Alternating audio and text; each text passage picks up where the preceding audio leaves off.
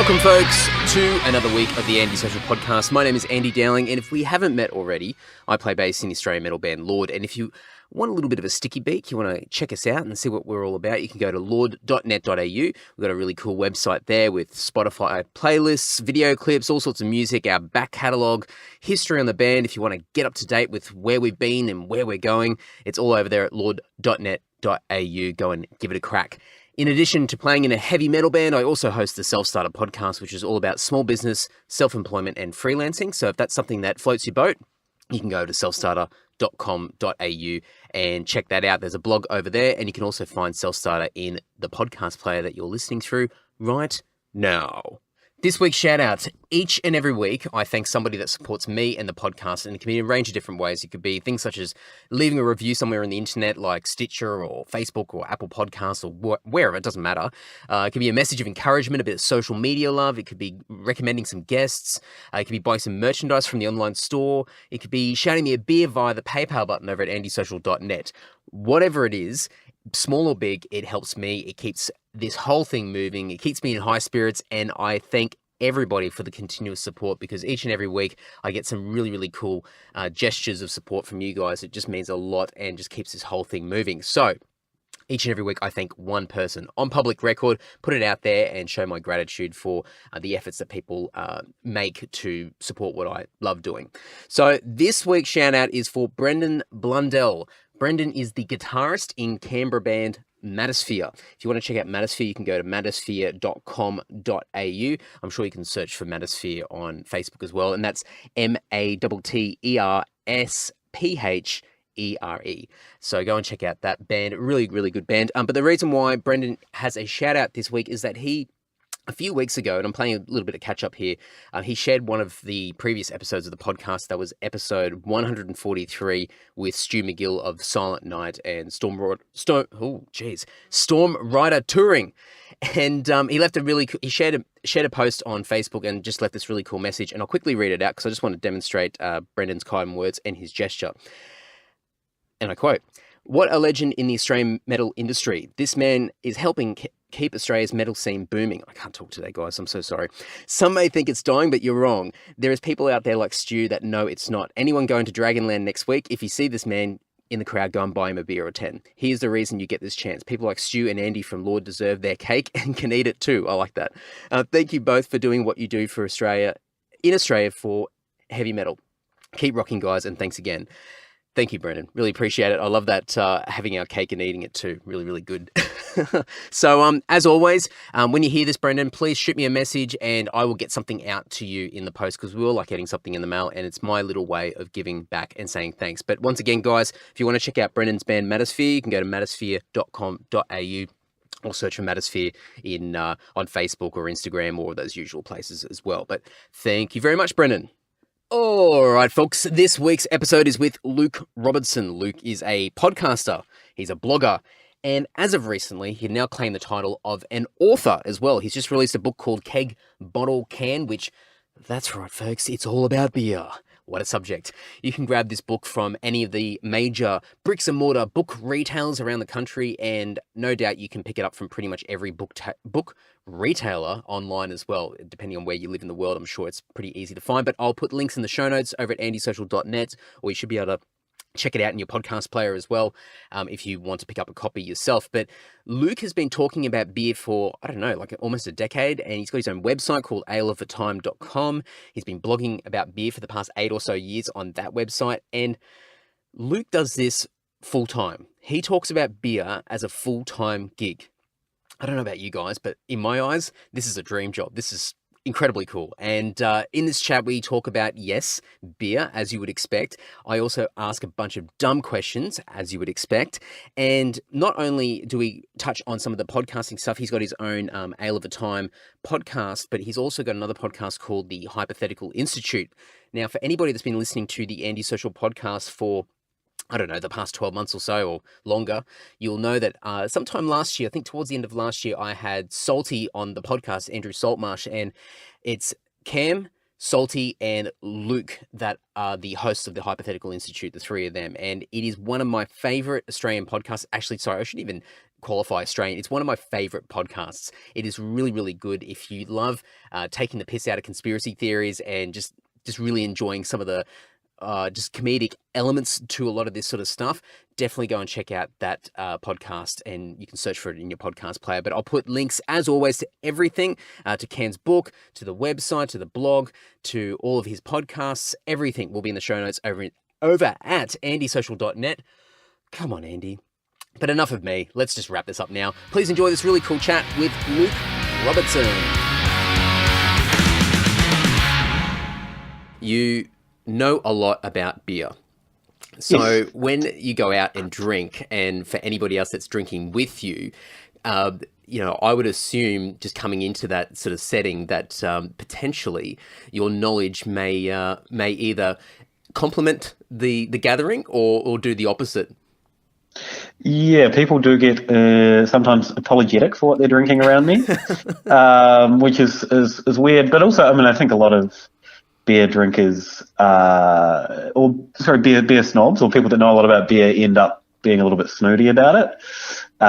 So, if they see someone drinking a 4X or whatever, they'll say, "Oh, you can drink something better." But I mean, if people are enjoying what they're drinking, I'm not going to stop them. There's no need to apologise.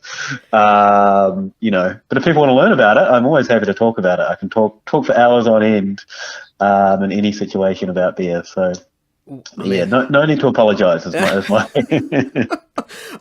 every time one of those memory pictures pops up on your Facebook feed each day, and it goes back like 10 years, and then there's a photo of me somewhere, going off and playing a show afterwards and drinking like a Carlton Draft or something, and I cringe and go, "Oh my God, that is disgusting." And then I'm like, "Oh, quick, hopefully no one else is tagged in this photo so they don't bring it back to life. I drink much better beer now, I swear."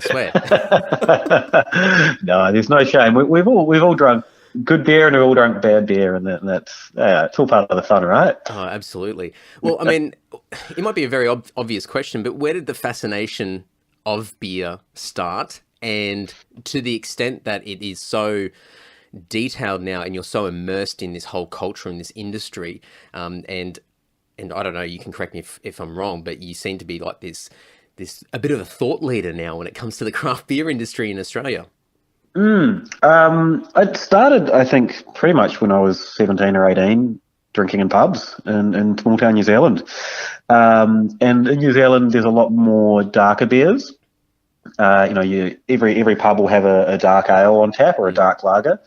So, and I sort of found I really enjoyed those beers more than the others. But I didn't really think too much of it.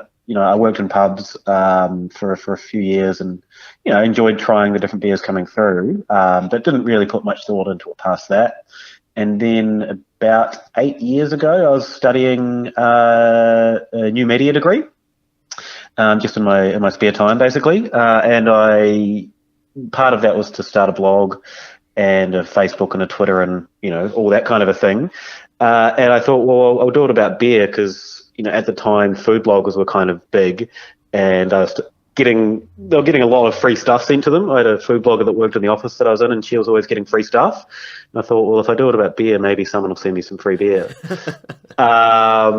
And when I started doing it, I kind of realised that the beer culture in Australia was, at the time, it was really a small community, but it was just kind of starting to take off. And, there's only a handful of breweries, but people were starting to pay more attention to it. And there was, a couple of bars were opening up doing interesting beers. And I guess kind of realised how fun it all was. And the whole, industry was, it was a really nice community.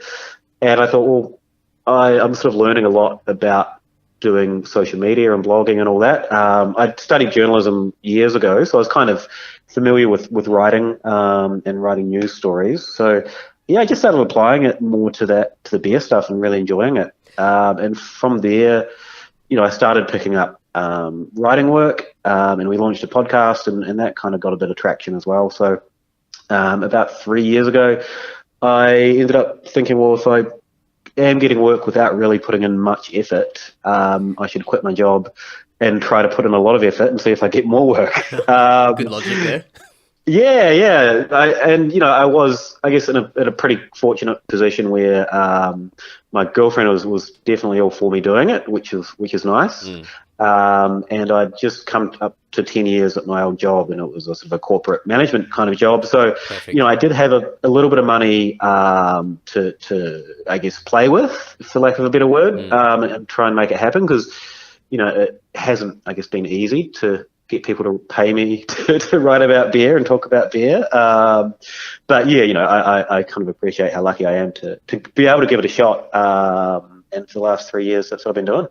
It's I mean, if someone just sees it on a surface, like just on the surface of what you're doing now, I mean, you're making a living, talking about beer. And that's pretty cool. yeah, definitely. I even my worst days are still pretty good, because at the end of the day, I'm writing about beer or talking about beer, and it's all good. Yeah, and I think you would have come in, as you said before, like when you sort of were starting the blogging and sort of getting that all up and running, the whole craft beer sort of world in Australia was still very much in its infancy sort of stage. So it's very small, and that explosion hadn't quite happened yet. So your timing was really good, because you've pretty much grown with the industry as it's exploded over the last several years. Yeah, definitely. I think that was pure luck, or maybe it was kind of, if those beers weren't sort of popping up and happening, there probably wouldn't have been anything to write about, and I probably would have stopped doing it pretty quickly. I might have stayed with my degree and finished it. But I guess I was fortunate that those little beers and the events were starting just to pop up, because they certainly weren't around 5 years prior to that. So yeah, I guess it was, luck is definitely a big part of it, but good timing. What do you think, or what were the first sort of things that when you first started writing and doing your blog, what were the sort of the main topics that you were covering at the time? Because I know that sort of looking at some of the more recent stuff that you've been doing, you're speaking a lot about, and I haven't read the book yet, but I'm getting a gist of just sort of the summaries and descriptions out there, is that you're talking a lot about the user, the end user, the drinker, and their experience with beer, and how that complements everything else around it, food and what you're drinking out of, and the type of beer. And I think there was even a blog post that you put up just recently about use by dates, or the best time to drink beer to get the freshness of that beer. What were the sort of things that you were writing about to begin with, just to get the whole thing started? Initially it was just beer reviews. So I think every Sunday I'd just grab a new beer, sit down and drink it and write about it. And it was as simple as that, really. I kind of had a pretty basic format that I stuck to. And I think making the time to do it on a Sunday, it was kind of a nice part of my week. It didn't feel like work, and there wasn't really any pressure to do anything interesting with it. Just write my thoughts about a beer. So that's where it started from. And I think, I mean, I've certainly experienced this attempting to blog in general, and it's such it can be a soul destroying process, because you're really sort of at the mercy of yourself and putting yourself out there and writing and obviously, getting criticism, and more or less just trying to keep the momentum going of creating content. I think you sort of answered the question already, but, having that Sunday routine, did that keep you going just to ensure that you continued to create those blog posts and create that content in the early days? And even now, I mean, there's so much content that you've put on this website. Have you created routines for yourself just to ensure that you stay on top of it all? Definitely in the start, and same with the podcast as well. When we launched the podcast, one of the problems with other beer podcasts in Australia is they were really intermittent. There's maybe 2 at the time, and they were, I came to the problem where I wanted to listen to them every week, but they weren't uploading content. And I thought, well, if I'm out here wanting that, then there's probably a lot of other people that want it. So, I grabbed my mate Dave, who I really liked chatting beer with, and he was a blogger as well. And I said, do you want to do this and commit to it fortnightly? And we were fortunate enough to have a studio available to us. So we just basically booked the studio every 2 weeks. and that forced us to, well, not forced us, but it was part of our schedule, so we just did it. Now I guess things are a little bit looser than they were. Sometimes the podcast might be a little bit later. Like this week, it was a little bit later just because things come up and in the real world. But we always sort of do make sure we do it fortnightly. So I guess having that regime, or that what do you call it, schedule early on, it definitely helped. But these days, I think I am doing so much that I just kind of do stuff when I can do it and have the time. And well, I guess it also helps to do something that you really enjoy doing as well. As I said at the start, reviewing a beer on a Sunday afternoon is a really nice way to spend some quiet time. Or same with the podcast, getting to hang out with Dave every fortnight. It's a great way to hang out with a friend that you probably wouldn't make time to hang out with as regularly. So it's because I enjoy doing it. It doesn't make it it's a schedule, but it's not that hard to keep up. Well, I think that's probably the secret sauce, isn't it? You as long as you're enjoying doing what you're doing, then you'll make the time and you'll be able to follow through and make sure that it's maintained and the momentum stays there. But when I looked at your website and sort of looked at the about section and said 2010 when you first launched, I thought, oh man, that is a long time to talk about beer to begin with, which, I love beer, but I don't know how much I could talk about it.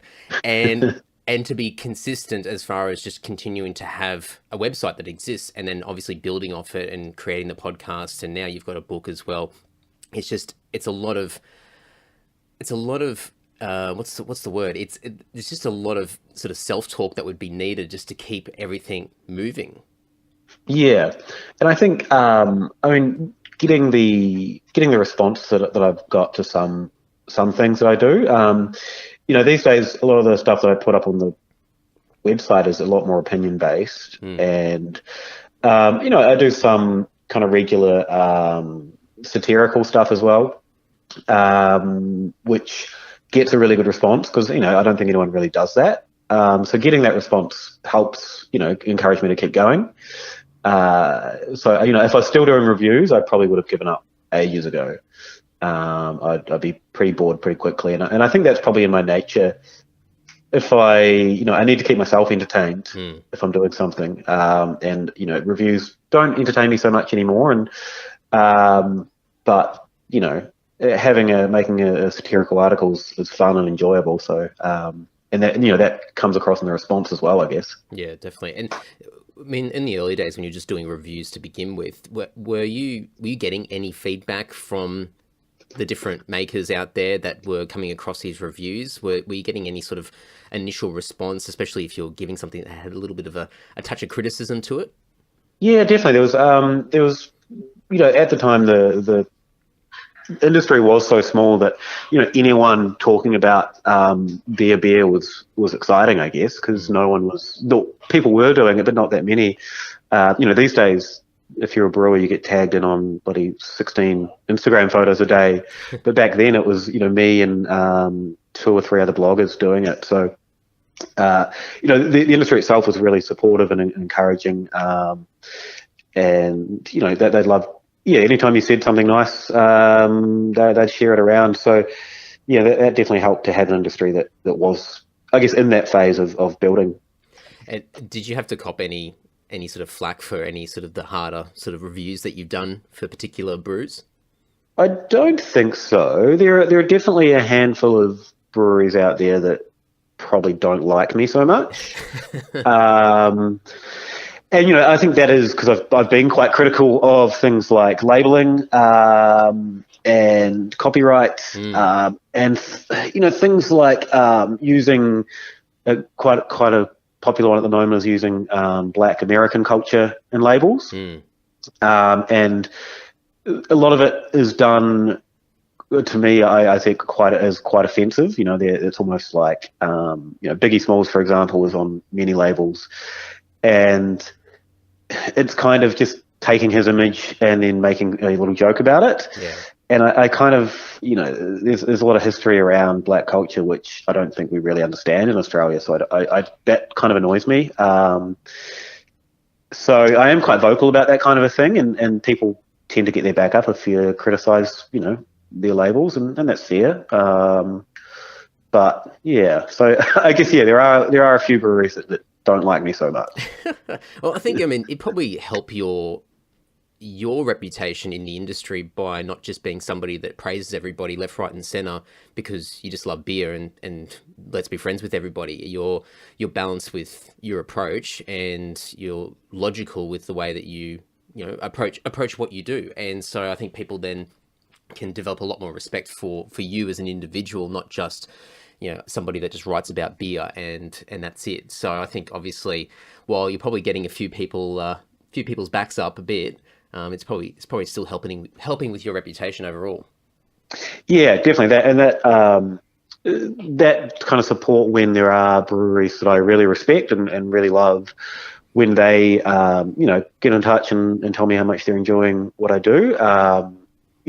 It's the breweries that I like that tend to see what I'm doing as good as well. So that's really cool. And I guess the next month I'm headed up to Brisbane to help out with Stone and Wood's big festival they're organising up there. It was just announced in the last day or so, and they've asked me to come up and do the forums and the masterclasses up there. And they're a brewery that I just adore for what they do. So yeah, on that flip side, it's cool when places you respect do sort of come out and support what you're doing. Are you seeing a lot more of that these days, especially now with your book out, that it's sort of, I think no doubt over the last 8 years of just creating content and having a blog and having the podcast, you've probably already got to that point where people know who you are and you've got a reputation. But do you think the book has helped further validate you as a critic and somebody that is extremely knowledgeable in the industry? So, having this example of, Stone and Wood approaching you to be a part of what they're doing, are you starting to see a lot more of that, or that's accelerated or amplified since the book has come out? I don't think so, to be honest. I think maybe it sort of helps me cross over into the wider, food and drink culture rather than just beer. I think, that kind of a book within the beer world it's hard to get the beer world excited about that kind of a book because, it is, we've seen similar books in the past and I don't want to talk down my book because I certainly approached it. I approached it completely differently than anyone else has done, I think. But, outside of the beer world, I think that helps, I guess, my status as, someone that you can talk to if you need beer information or I guess someone that's trusted within the beer world. It's nice to have. I look at books these days as like an extension of a business card. It's a very large business card, but it's it's something that sort of is attached to your name and your reputation. It's something that you can refer to or refer people to, especially if you're being introduced for the first time or you're trying to get recognized in a particular space or with a particular individual. I think it's just an extra little feather in the hat, so to speak. Yeah, definitely. And I'm not great at self-promotion, unfortunately. So it is kind of it is a good thing to, if people aren't really sure what I do, I still get introduced as a blogger by people that know me really well. And that's fine. I'm not begrudging that, but now I can sort of say I'm an author, which has that kind of gravitas without me needing to, I guess, talk myself up in what I do because I'm not really good at that. That's right. When anybody ever says that they're a writer or an author, then people usually raise their eyebrows and go, "Oh yeah, sure you are." And then it's like, "Oh no, here I've actually got a physical book." Like, yeah, there you go, it exists. Yeah. Where did the idea from the book come from, and how long has this been something that sort of popped up really quickly, and there's been a light bulb moment where you go, "Oh, look, let's make this happen," or is this something that's sort of been sitting there for the last several years, where it's like, something that I do want to do eventually? I guess this is going to sound awful because there are a lot of people out there struggling to get books published, but it did kind of fall in my lap, where a friend of mine, James Smith, who does the website The Crafty Pint, and he started doing what he does about the same time as me, and he published two previous editions of this book. or similar versions of this book, where it was 150 great Australian beers, and it was 10 categories of style, and then 15 beers within each style. And he basically didn't have time to do it again. It happens every 2 years, and so he put my name forward to the publisher, and they approached me, and I sort of talked it over with them and said, I don't really want to do the book by style. I don't think that's really exciting for people, outside of the beer world. It doesn't have much application, and to be honest, breweries lie all the time about what style their beer is, where they'll call it a pale ale, and then they'll enter it in a completely different category in the awards, the big beer awards. So it sometimes it's difficult for consumers to really know what they're getting based on a style. So I suggested we do it by occasion. The best times to drink the beer. So if you are not sure about what beer you want to get, or what styles are interesting, if you want to go to a barbecue, you can pick this book up and go, oh, here's 15 examples and why they are interesting to have at a barbecue, or 15 examples of beer to have with a nice meal at a dinner party. So it's I guess I really wanted to make it practical to people that might not want to learn everything about beer, but just want to have a nice beer at a nice time. So yeah, that's kind of what happened. They approached me, I think it was August last year, and I had about a 3-month deadline. So it was kind of a short turnaround in terms of the writing, and then there was about 2 months to edit it as well. So it was a really intense process. The editing was terrifying. I'd never met the editor before, and only met her once briefly, but she basically took apart 60,000 words of mine and told me why they weren't good. So that process is really tough, but it worked. Came out so much better as a result. I think editors do the most work on these things, and it was an interesting journey. Make everyone look good. Yeah, definitely, man. My grammar and my spelling and everything is horrible. So, the editors that I have now, that I have access to, man, they make me look so much better than I am. When you were approached last year about it, and like the concept and the opportunity to do your sort of version of what had been sort of published previously, were you sort of reluctant, like at the time, or sort of going, oh geez, I don't know if I can do this, or was it sort of a thing where it was like, there's no other answer but yes? I mean, I know that you said you had to sort of not negotiate, but you had to go back and say, well, this is something that I would like to do. It's a different type of, or different version of what's been done in the past. But was there a hesitation at all, but going, oh geez, this is a bit of a daunting task? Not really. And I think it is what you said. You can't turn this kind of thing down. Yeah. It's probably not the book that I envisioned writing, when I dreamed of being a writer as a teenager. But it's an incredible opportunity, and it did give me a chance to, I guess, get my voice across to a bigger audience. And I'm really stoked that the publisher was all, on board for that idea immediately. So, that's kind of cool. And I don't even really know what I would have done if they had said, no, let's just do it the same way. I probably would have still done it, but I guess it didn't come up. So I guess yes, from me, was the only answer.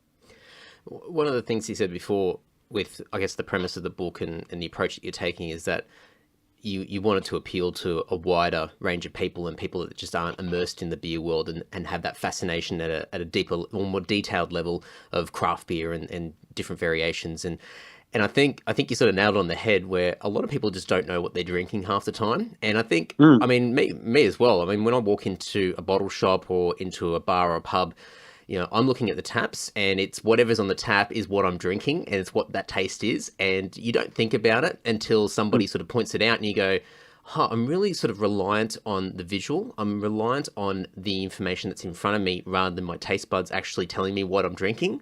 And it's just so funny from a psychological point of view. And you touched on it before, and I definitely wanted to pick your brain about all the sort of advertising grey areas and the copyright and all this sort of stuff that's popped up over the last few years with craft beer, where we're really attracting all these people to this world, but it's very much on a visual aspect. I mean, I think a lot of the time I could be drinking something that's pretty subpar, but if the packaging's shit hot, then I'm going, oh yeah, this is not bad. And I'm actually more inclined to, I use that Untapped app, and I'm more inclined to rate it a little bit higher if, that visual is pretty good, because it's sort of psychologically putting me in a position where that it's adding to the experience of drinking the beer, like what you drink out of the can or the bottle or a particular glass as well. It's all sort of adding into it. But I think sometimes that visual is probably weighted a little bit too much.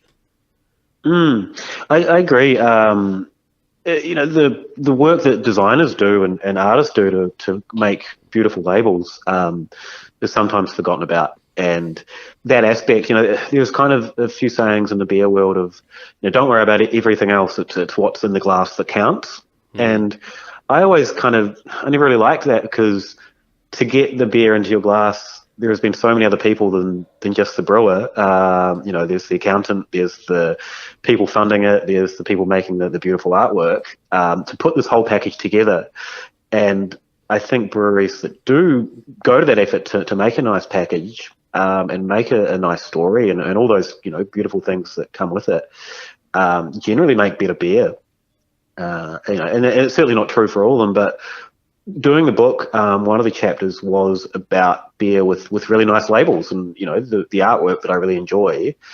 And when I was making the list of the beers, I realized that they're all probably from my favorite brewers or the best brewers in Australia. So I thought that was really interesting. The brewers making the most artistic labels and the most thought out labels are also doing the most interesting beer. Well, I think something that, like, I've noticed personally, but especially a lot of friends as well, that have gone from your mainstream beers and then suddenly having a fascination of, it's almost like the Pokemon Go of beer, where you're going around and just collecting as many different beers and trying as many as you can and adding them to your Untapped app, and just this really exciting time for just getting out there and enjoying beer. But I've certainly seen, it's like anything, when something is getting attention and there's a bit of a momentum being created, everybody else jumps on the bandwagon. And I've certainly seen those mainstream brewers and these companies sort of jumping on the bandwagon to try and create their own version of what they believe is a craft beer. And I think we had a bit of a thing back and forth, it might have been a month or two ago, about what is craft beer, because I was at where was I? I was at a restaurant. It might have been a Cactus Jack's or something up in Queensland, and they had a list of craft beers. And I think the only craft beer that it wasn't even a craft beer, because everything else was just an imported beer. But there was I think it was 150 Lashes, and they called that a craft beer. And so I think there's been a reaction from a lot of the mainstream guys to try and put themselves into a position where their packaging sort of makes people think that they are a craft beer, or they've got the craft beer sort of essence to it, that then attracts your fence sitters, the people that have been primarily drinking Tooheys and 4X and Carlton and all these sort of these mainstream beers, and getting them excited about something that's a little bit different. I mean, one of the big things is they kind of have to at the moment, because the VBs and the 4Xs are losing market share pretty rapidly. And they're seeing all these other small brewers pop up, and so they're having to, I guess, diversify and create labels and then buy out, smaller companies. We've seen quite a few buyouts in the last 12 months, where, breweries that were really exciting and right on that edge of good craft beer. When you think of, say, Pirate Life, for example, down in South Australia, they were making just amazing beer, doing it, their own way. There was kind of I guess, people always assumed they'd eventually sell the brewery. Like, it seemed, built almost to sell in terms of the ownership structure. But then they get bought out by AB InBev, who's the biggest beer company in the world. They have 33% of all global market share in the beer industry.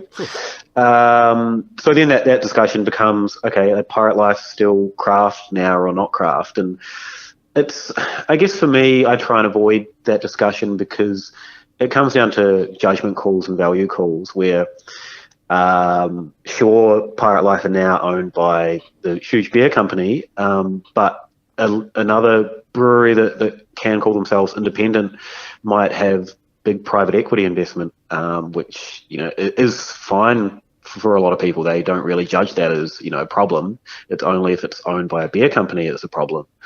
And I don't know if you know much about private equity, but it's generally not the nicest ownership of any company, because they kind of, their whole thing is to gut and sell, really. So, we kind of deem that as okay in the beer world for a really arbitrary reason. And, in the case of Pirate Life, I probably wouldn't buy their beer that often anymore. If I'm looking for an easy drinking 6-pack, I'll probably hover over them and get something local to me that I know is independent. And that's not because I dislike them and think they made a bad decision. It's just they have enough money now. They don't need my support. Whereas the small brewer down the road probably does need that 6-pack a lot more, that purchase a lot more than they do. So, I guess for me, I choose based on those value judgments rather than what, the difference between craft and not craft, because you just tie yourself in knots, really. Do you think that, I guess out there in the general public, and there's a lot more people that have developed a fascination for this whole world, that there needs to be more awareness around not so much creating these clear distinctions, because it can get quite grey as far as where people sit and people's motivations, and I guess the where that brand and that company wants to go and where they're going and what their current status is. But do you think there needs to be more awareness around, I guess, the independence and for people to get out there and support? From a music point of view, we've certainly sort of embraced the independent artist and supporting local music and supporting local industry that's in turn supporting the artist.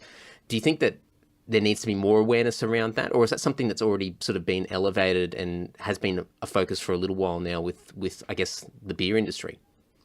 So we do have an association that kind of is trying to build that awareness, and they were initially called the Craft Brewers Association. I can't remember the actual, I think it was Craft Brewers Association, and they changed about a year ago or a year and a half ago to the Independent Brewers Association.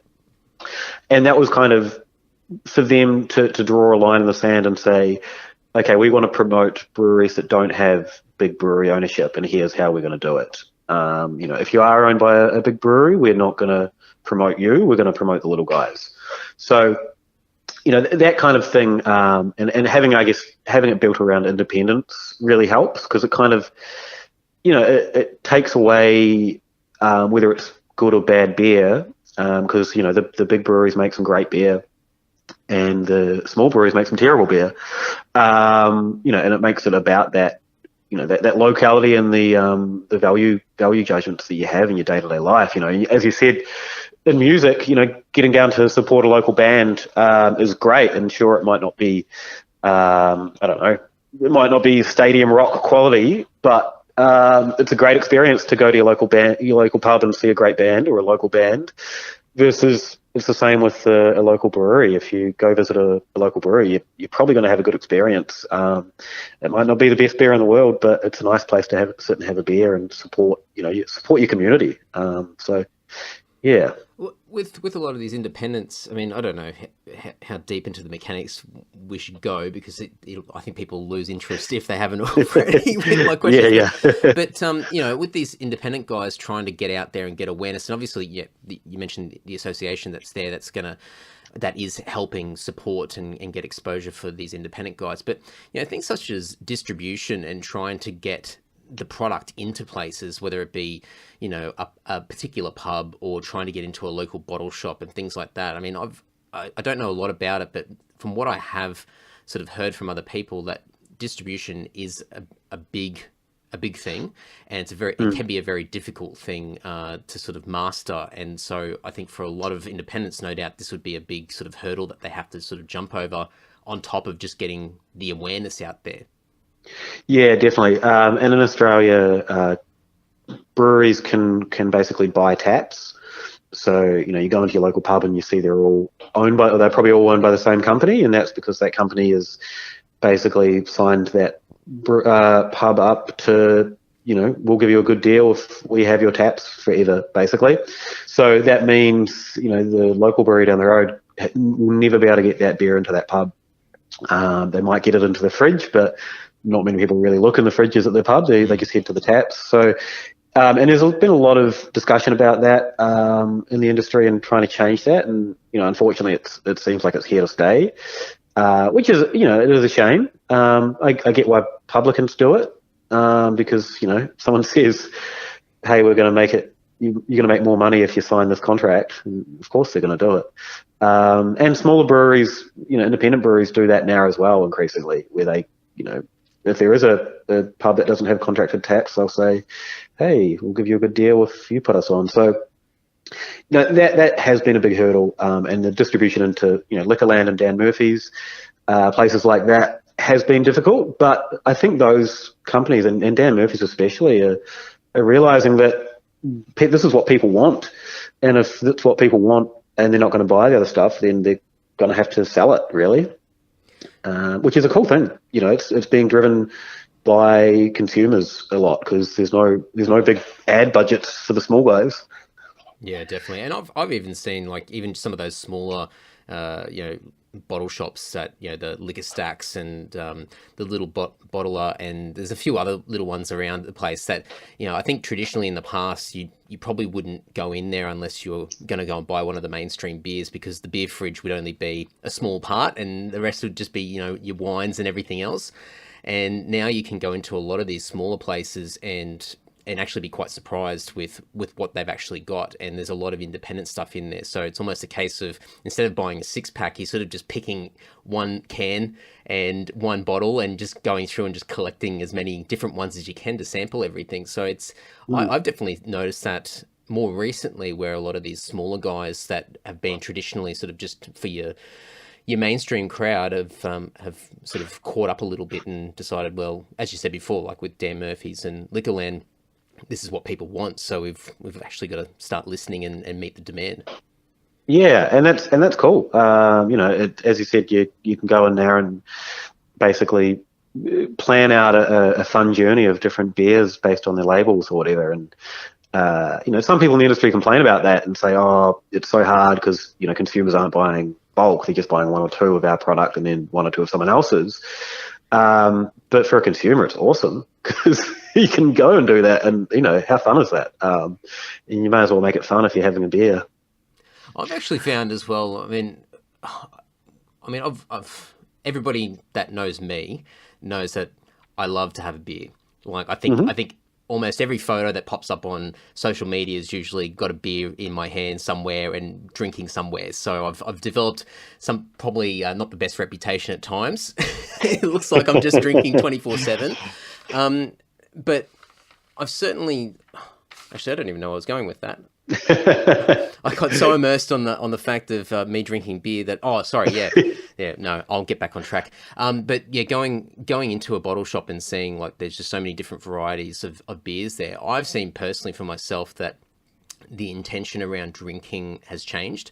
I think for me, and I think this might just be age as well. You get older and start to see things a little bit differently, and maybe the word maturity kicks in as well. But but you certainly look at the way that I approach beer is very different to what it has been years gone by, where I'm far more intentional about what I pick up. I'm not going for the case. I'm not going for quantity. I'm certainly going for quality and for variety. And I think as a result, certainly more recently, I drink far less volume-wise, but my variety is increased tenfold. And so I'm more excited about beer than ever before because there's just so much out there to try and experience. But the whole thing around consumption has just completely changed. And I've noticed that with a lot of other people that I associate with as well, where there's just this real excitement about what they're drinking rather than the amount that they're drinking, or even the alcohol content as well. I mean, that's another thing that I've noticed is that those mid-strengths sort of got a little bit of the spotlights, more recently, and even some light beers have been celebrated. And I've seen people that traditionally would always just be boasting about the alcohol content are actually embracing light beers, and so it's become more than just consumption. Yeah, definitely. And I think that's one thing the industry's doing really well, is making it fun. Making it kind of a family activity, for lack of a better word, where going to a brewery, you can take your dog, you can take your kids, you can have one or two really interesting beers. There's a good selection for everyone, and everyone kind of feels welcome. That's really cool to see. And when I think of places here in Melbourne, Stomping Ground's a really good example. It's a huge brew pub. It's a massive place, but they've got a play area for the kids with like a cubby house and drawing stations and stuff like that. So the vibe in the brew pub is really nice. It's a really fun, welcoming place to drink, and that's I think that's helped change beer's persona as this beer, this drink for guys in the pub that have a bit of a beer gut, and you see the Carlton ads with the guy spitting and when he's talking and things like that. All these negative perceptions, we're able to change them and say, actually, you don't need to drink in a shitty pub. As much as I love doing that, you can go to a nice place where they have nice food, and there'll be a beer and a really good wine, and everyone's catered for, which is really fun.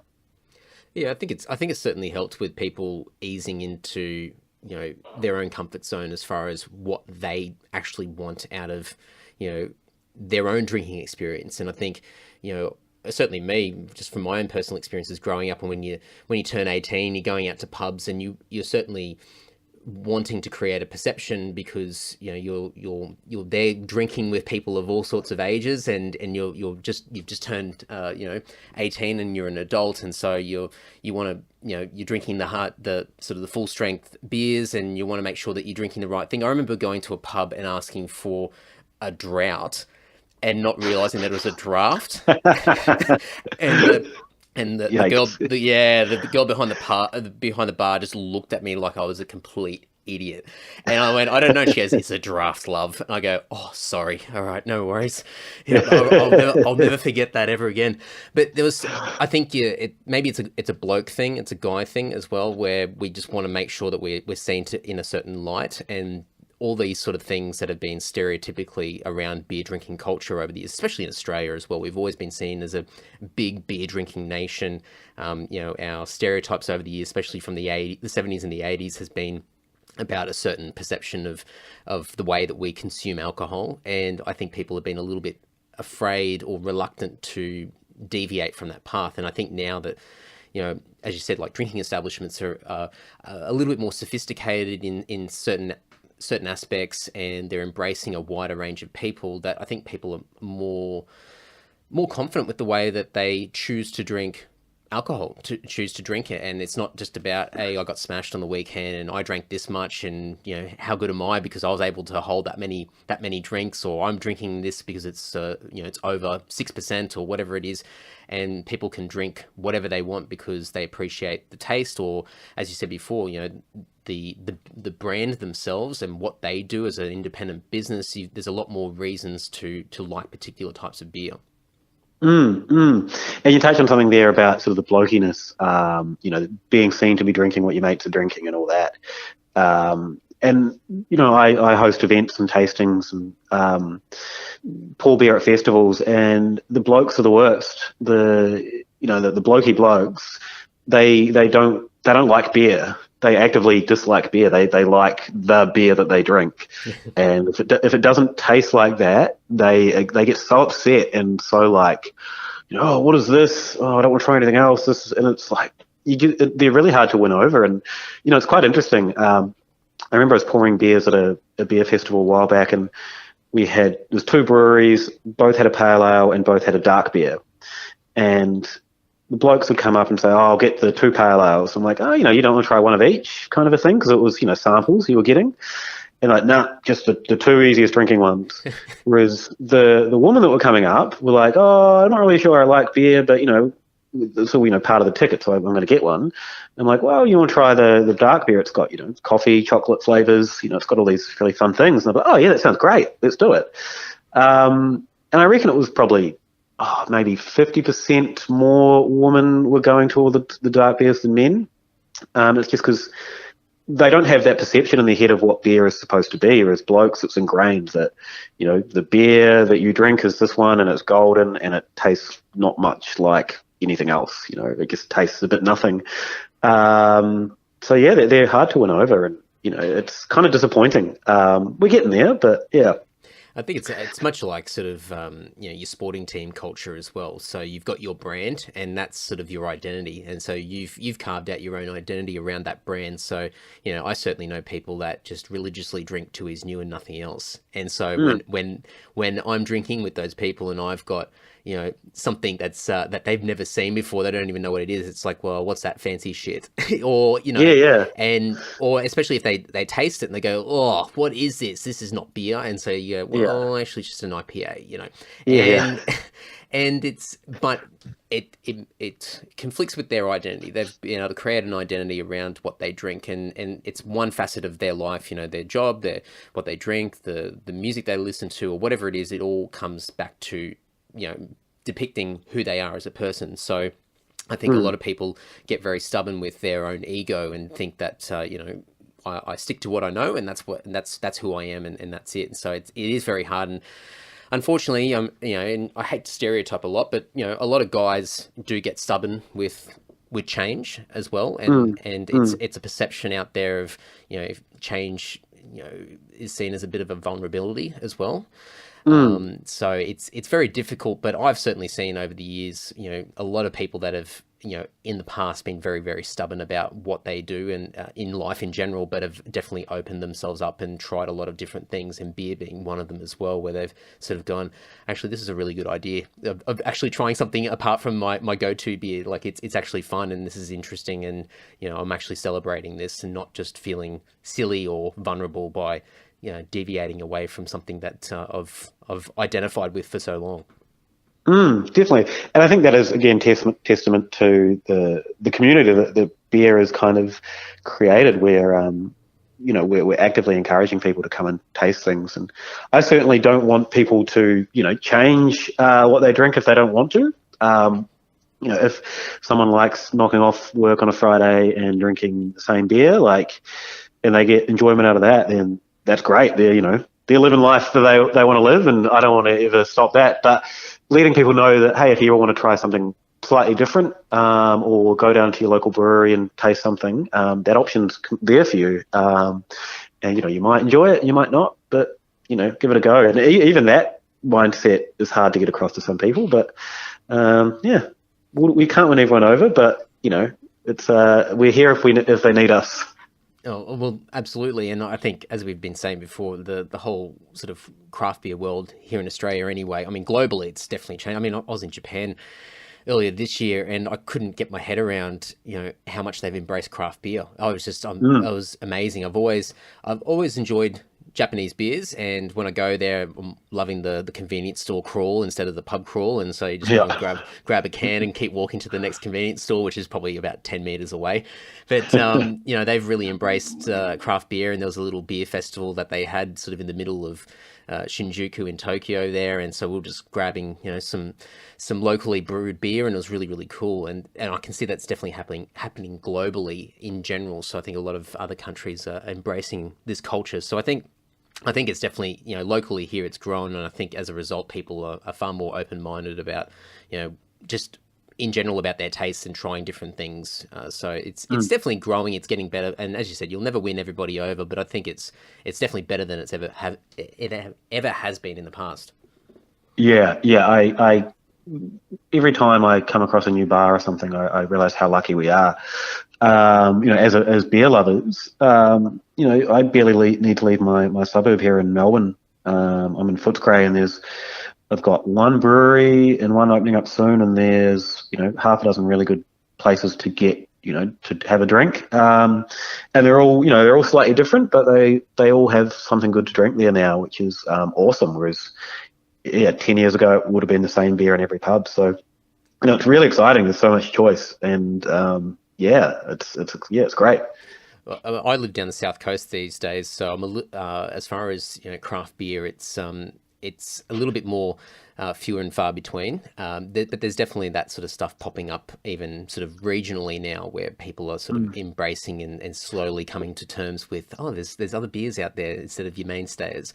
But I was up in the inner west of Sydney a little while ago, and we were doing some band rehearsals in Marrickville. And I used to live in Marrickville years and years ago, and there was definitely bars and pubs, and it was a great, it's definitely been a great hub for creatives and musicians and all that sort of stuff. But I was absolutely floored. I could not believe how much has changed over the last few years, especially with breweries opening up their own like brew pubs. And just in the one street where I was rehearsing, there was a brew pub next door, like literally next door, and then at the end of the street there was another one, and they were absolutely packed. And I just thought, oh man, I certainly lived in Marrickville at the wrong time.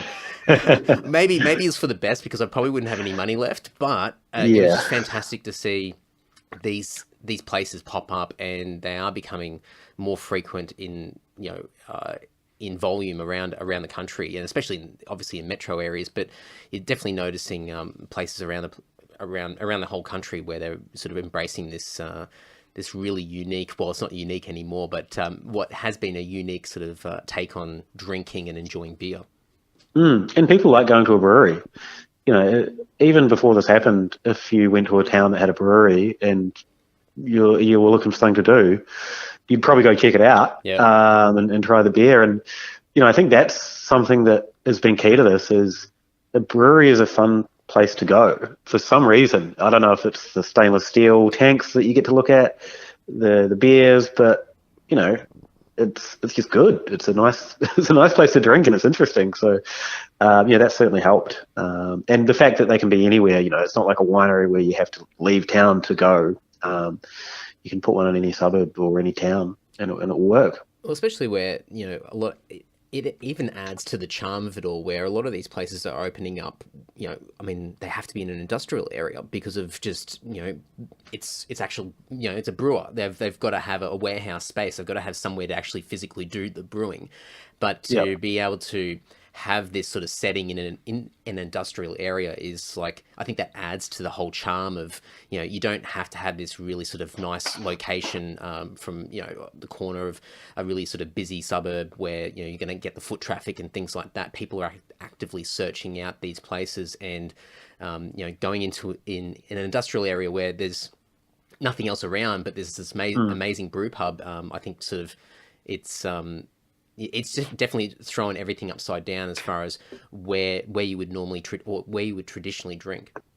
And that's one of the interesting side effects of that is they end up in places where there are no pubs, and there's quite often suburbs with a lot of people living there that don't have a local drinking spot, and no one thinks to open up a pub around it because there's no foot traffic, as you said, so you wouldn't open up a pub there, and so they open up a brewery in the warehouse, a couple of blocks away, and then suddenly the locals have somewhere to drink. And I've seen that in a lot of outer suburbs here in Melbourne, where I sort of think, why are they opening up a brew pub out there? It's middle of nowhere.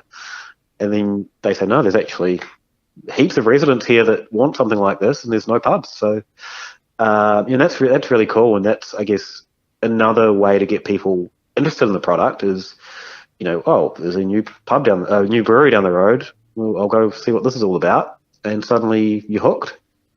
Do you think that Untapped app has helped significantly as far as people developing an interest around sampling and trying? And I mean, those little badges that you get on that app are so addictive. Just personally speaking, it's like, as I said before, I compare it to Pokemon Go and what a lot of young people sort of get fascinated with going around and collecting different Pokemon in different locations. It's almost the same with this app.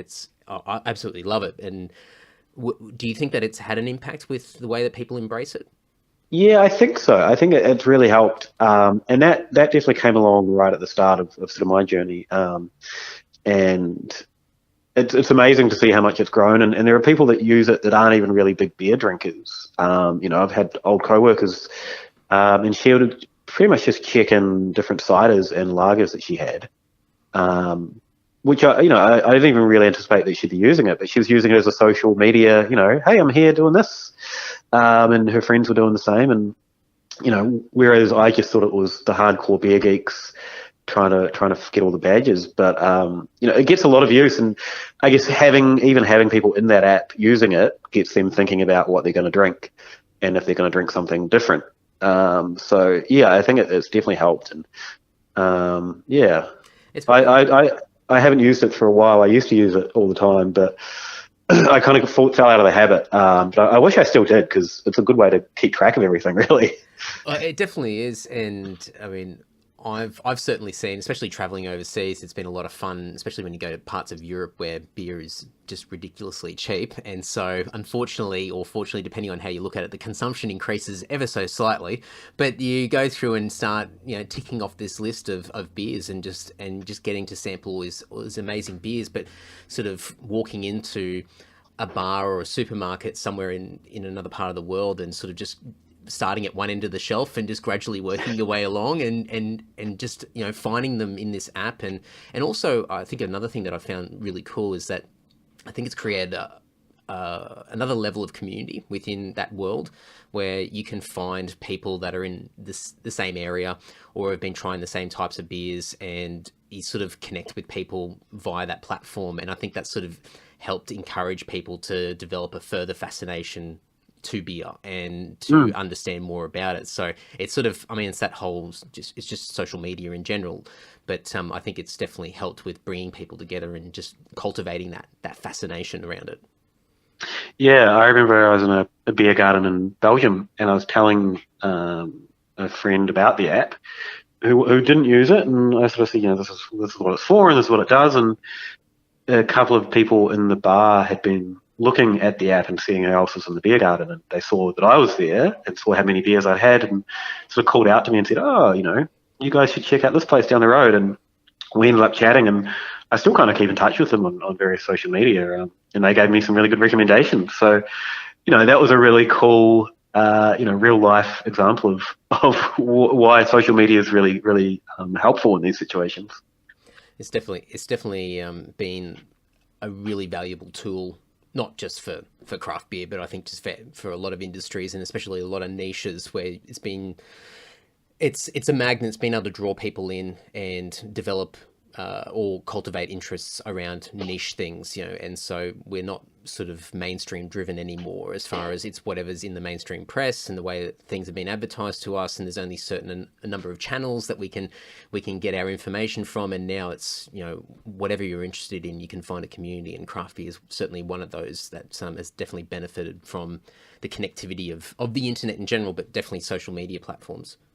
I remember, I grew up in a really small town in rural New Zealand, and we had 2 TV channels, and a lot of my friends only had one because they lived in behind a mountain or something. So in order to get, in order to find people that were doing things that you would relate to, it was hard. I remember buying CDs and going through all the liner notes and seeing the bands that they thanked. And that's how I'd find out about bands. If I see the same name pop up 3 or 4 times, like, all right, maybe I need to go down to my CD shop and ask them to order in that album. And that was my only real way of finding new music. So when you think of the internet now, and you hear about a band and you can just pull it up on Spotify instantly, and then find their Facebook page and find communities immediately. It's it's awesome, and it's only great for small producers, I reckon. Yeah, definitely. I think and especially now it's getting to a point where there's algorithms in place to be able to link things together, so you can get recommendations without even thinking as well. So you can start to see true recommendations that come through that actually do complement your tastes and your interests, and it's just it's a crazy world we live in, and it's definitely it's interesting to see where it's all going, but it's cool to see the impact that it's had on a lot of these sort of niche interests and industries that have definitely sort of grown and exploded due to these sort of tools being available to people. Spotify, I don't know how it knows what I'm going to like, but Man, it gets me. It really gets me. I think Spotify knows me better than I know myself. Yeah, it recommends me like artists that have had less than 1,000 plays. Yeah. And it's like, you might like this. I'm like, how would you know that? Like, and then it turns out they're great. And yeah, I've become a fan and start checking them out. So yeah, it's, and that, I guess that is all this data we're putting out there. Yeah, it's probably not great that they're harvesting it that much, but hey, it has an upside. Oh, it does. And I think like anything, when there's change and disruption of any sort, I think you go from 0 to 100 and you lean in one direction, and eventually over time it balances back out. So I think while, in certain aspects things aren't amazing, there's definitely a lot of benefits at the moment, and it's a very exciting time to just be alive in general and just be experiencing so many different things that are happening in the world around us. But I think a lot of stuff will balance out in time when people get used to it and start to understand the benefits, and it won't just be sort of weighted in one area. It'll be far more balanced out, so everybody can reap the benefits. But it's cool. It's amazing to see what it's done for a lot of people, and just that connectivity with people in every little pocket, and from a regional town to a metropolis, and and everywhere across the world. It's really incredible. I'm going to do a quick shift because I'm keeping you on the time, but I really have to talk about this one, the Hypothetical Institute. So yes. I was introduced to you indirectly through that podcast, and I've been a mate of Salty's for a long, long time now. And so I've been a faithful listener of the podcast. And so I'm very familiar with your voice and Cam as well. And I absolutely love the podcast. And, you obviously having a hell of a time as well and doing that for quite some time, you've definitely got a lot of experience when it comes to podcasting. Was there a light bulb moment with the Hypothetical as far as developing that concept and the three of you getting together and going, this is something we want to do? Where did that all manifest from? We've known each other for a while, and I think we all have similar senses of humor, and we all kind of enjoy the weird corners of the internet. And we kind of found ourselves, and it kind of comes back to that when I was talking about the Hour of a Time podcast, of almost scheduling a time to hang out with your friends. Podcast is a great way to do that, and then giving it structure of saying, okay, what do we like to talk about this weird world of conspiracies, and we started noticing some local conspiracy theorists popping up, and we were watching their videos on YouTube, and we thought, yeah, can we make this a time to hang out and create some content, create a podcast? So that's pretty much how it started. It's I think one thing that I've always loved the idea of, but I just logistically just sounds like a nightmare, is having co-hosts and having people that you can converse with each week. And as you said, like, it's a great excuse to meet up with people and just mates, and be able to just schedule in some time to do that. And obviously while you're there, you may as well do something with that time. The thing that really sort of grabs me about this particular podcast is the banter backwards and forwards, the way that the three of you interact, and the way that you sort of bounce off each other with jokes, but also with the topics themselves. And I think, the fact that everyone goes away and does their research and comes back in, and then you sort of trade facts and bits and pieces. Well, facts are on a very loose term, given the podcast theme itself. But it's interesting to see the dynamic between the three of you, because you are all similar in a way as far as what you like in your interests, but you're very, very different as far as your personalities as well. And it sort of works really, really well. And I think that's quite entertaining for a listener to be able to tune into.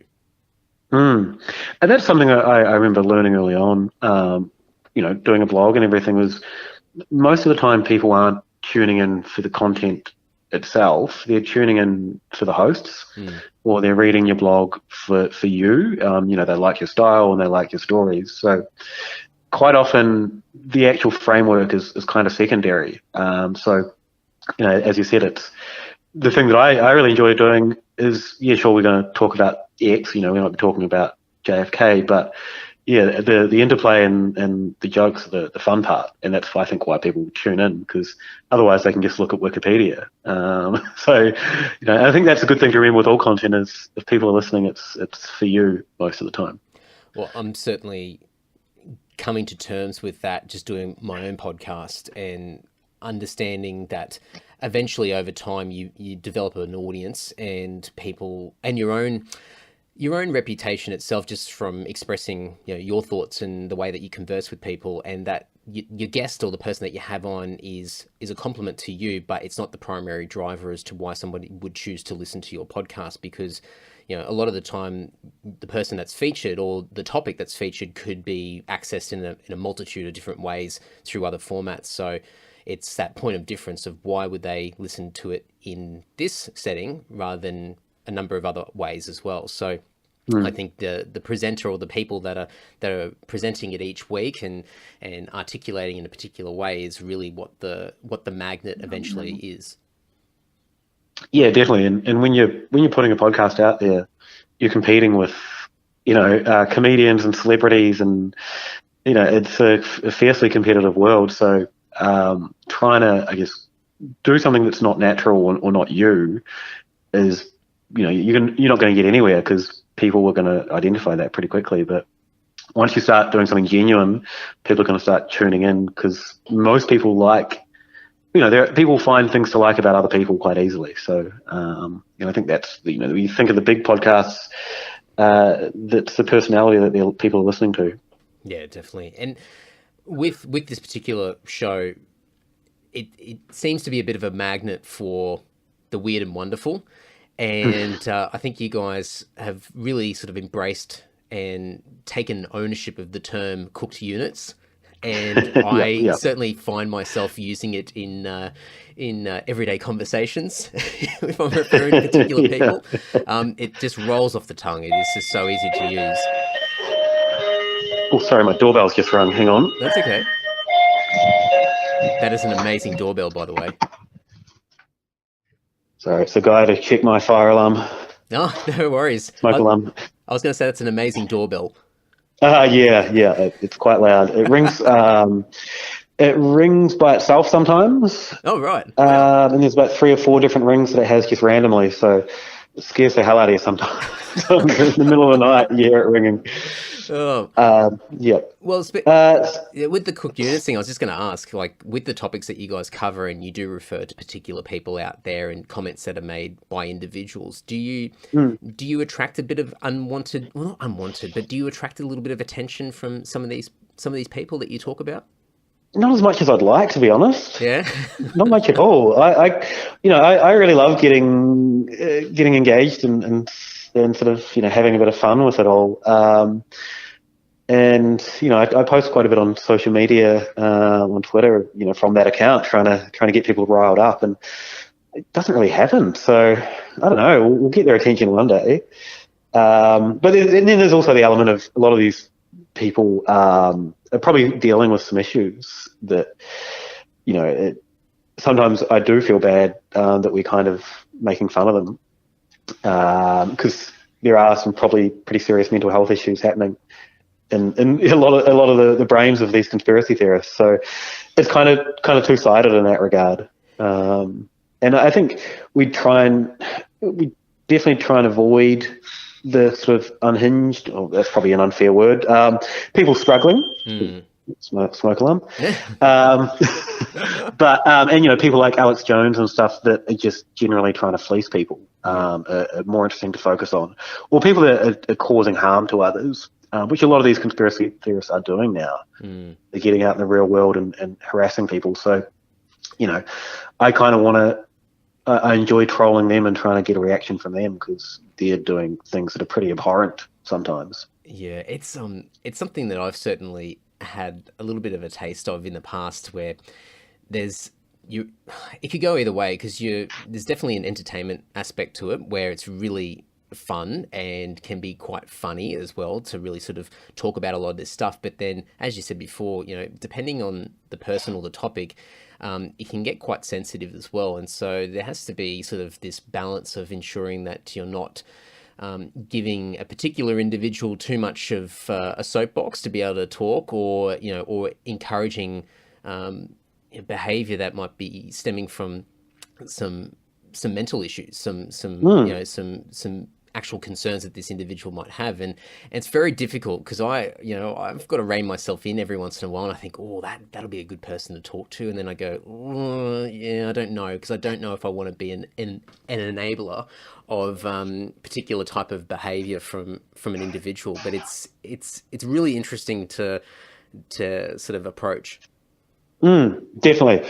Something that I guess, and even the nature of some of the stuff we talk about, Nazis come up quite a bit, and it's fun to have a laugh at Nazis or, joke kind of at their expense, but then you realize that the actual topic is pretty horrific. And so, where's that line between just kind of having a laugh at them because, they don't deserve our respect versus making light of a pretty horrendous situation. And that's a balance. We certainly edit stuff out, which we kind of listen back after the fact and go, oh, it's probably not that appropriate, or, that might be quite offensive to someone. So yeah, it's a tough one. Yeah. And I think it all comes down to how you position, the overall, show itself. And I think you guys do a really good job of sort of positioning in a way that sort of puts not a filter, but a light or a certain shade on what the podcast is all about. So then I think it gives you guys a little bit more flexibility to have a joke at times, and it just allows a little bit more to work with than people getting the wrong idea from what you're saying, because I think people already understand what the podcast is all about coming into it. Yeah, definitely. And I think, it is always going to be a consideration, but yeah, people know that we're coming, I think, from a good place, a respectful place, and a place where we want to highlight how horrible a lot of these people are. And then, also enjoy, a big part of why we like conspiracy theories is they're fun to talk about. It's an interesting topic to talk about aliens and are they out there? And I think a lot of people genuinely believe some of these theories. Things like the moon landing. I think if you were to poll, 100 of our friends, some of them might say, oh, maybe it was fake. And it's kind of fun to talk about that. So, yeah. It's amazing, I think. And going back to the whole social media thing, it's definitely highlighted or amplified a lot of people's opinions and thoughts on different things. And a lot of stuff that probably would never come up in conversation, when you're out and about, suddenly is being expressed in a social media feed. And you go, oh, my God, do you really think that? Oh, my God. Yeah. And so it's quite funny to see, that people that we associate with, friends and family and colleagues, a lot of people got some pretty wacky ideas about life. So it's cool to talk about a lot of that stuff. Yeah, definitely. And actually sitting down to explore it's interesting as well, because for all this talk of moon landing might be faked, how many people have actually sat down and looked at it? Or JFK. We'll probably have some belief that something dodgy happened, but have we ever actually gone, what are the facts here? And that's been really fun to do as well. Yeah. Well, I'm going to put links up to everything, the million things that you're involved with. Great. When I, obviously with my love of beer, but on a very sort of basic level in comparison to what you've been doing over the last several years. But when I started looking into it and just seeing all the stuff that you do, it's quite inspiring, because I'm a lover of productivity and trying to get stuff done and doing lots of different things on a day-to-day basis. And you're certainly one of those people that's doing good things in that domain. So it's very interesting to be able to have a chat and dig into a little bit of your world as well. So I'll have links to all the podcasts, the book, so people can check out the book. Is the book pretty much available everywhere now? Yeah, it's every bookshop I think that I've seen has it. If it's a general bookshop, they should have it. But all the big ones do, or you can get it online easily enough as well. So yeah. Sounds good. I'll have links to alleofatime.com, and the book is actually, we keep referring to the book, but the book's actually called Keg Bottle Can. So if anyone is curious, but they can go and check out all the usual spots for information in the old show notes, as you'd be well familiar with having a couple of podcasts yourself. Yeah, I've actually stopped doing show notes. Oh, have you? It's so much work. I will not even start on that. We'll be here for another hour of me just whinging about how horrible show notes are. But I'll have them nonetheless. I appreciate it. All right, mate. Well, thank you so much. And yeah, we'll chat soon. I'll have to come down and have a beer. And I promise, well, I shouldn't say this, but I'll promise to have a beer that has a little bit of credibility to it. As long as you're enjoying it, as I said.